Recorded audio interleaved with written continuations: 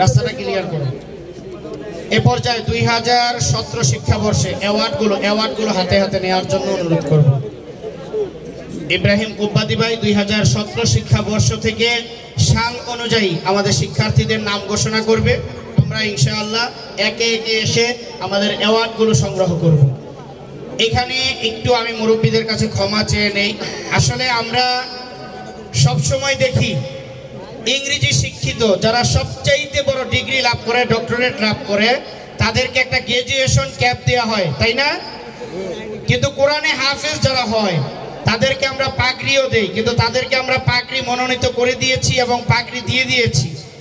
মাথায় একটা চিন্তা ছিল, একটা থিম তৈরি করার চেষ্টা ছিল যে আসলে তারা কোরআনে হাফেজ, যদি একটা ডক্টরেট ইংরেজি শিক্ষিত ওলা একটা সম্মাননা পেতে পারে, তারা তো তাদের থেকে বেশি যোগ্যতা একটা কোরআন।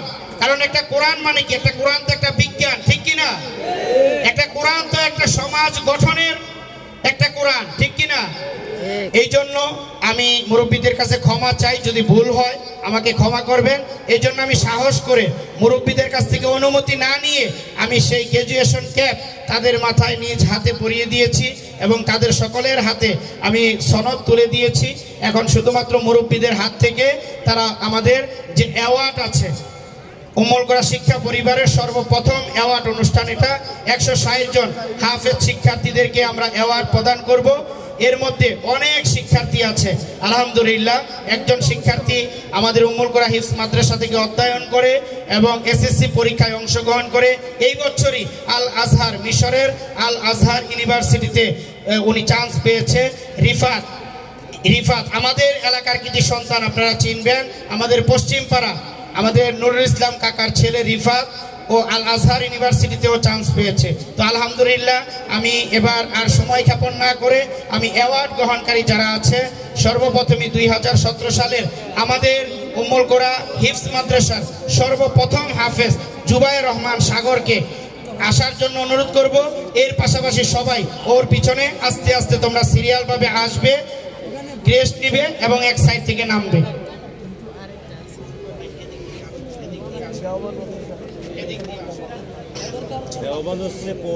আমরা হাফেজরা আসছে, আমরা দেখছি, আমরা সকলে বলি মারহাবা। জি, তোমরা একটু দাঁড়াও।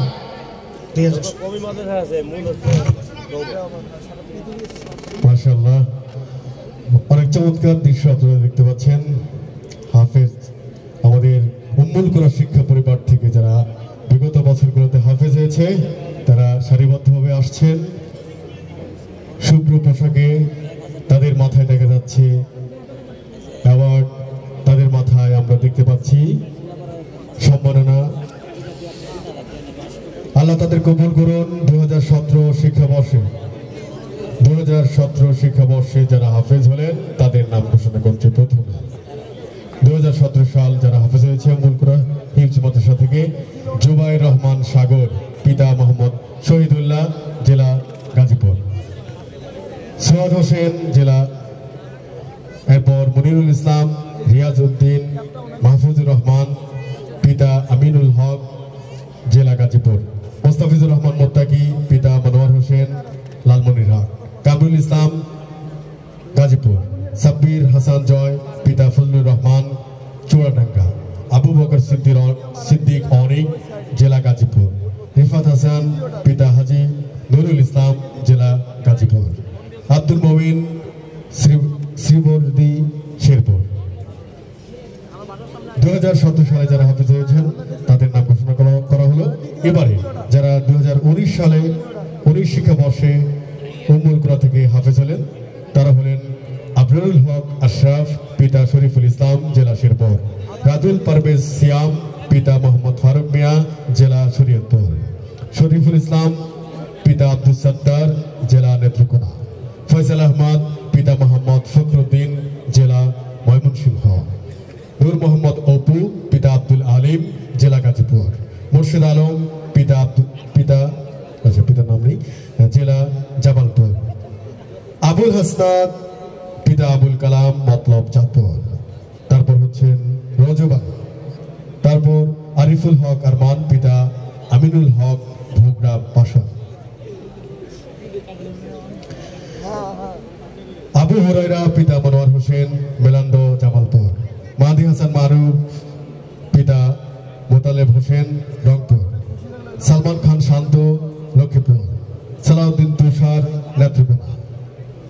2021 শিক্ষাবর্ষে যারা হাফেজ হলেন তারা হলেন আলামিন বিন আশরাফ শেরপুর, ফেরদাউস হাসান ময়মনসিংহ, সিয়াম হোসেন ব্রাহ্মণবাড়িয়া, আবু বকর সিদ্দিক রংপুর, মুশফিকুজ্জামান বরিশাল, মাহমুদুল হাসান রাতুল ময়মনসিংহ, তাওহিদুল ইসলাম গাজীপুর, মাহিম আলী শরীয়তপুর, ফয়সাল আহমদ নেত্রকোনা, রাকিবুল ইসলাম রংপুর, নাজমুল হাসান ময়মনসিংহ, রায়হান আহমদ রাজ রাজশাহী, আলী হাসান চট্টগ্রাম,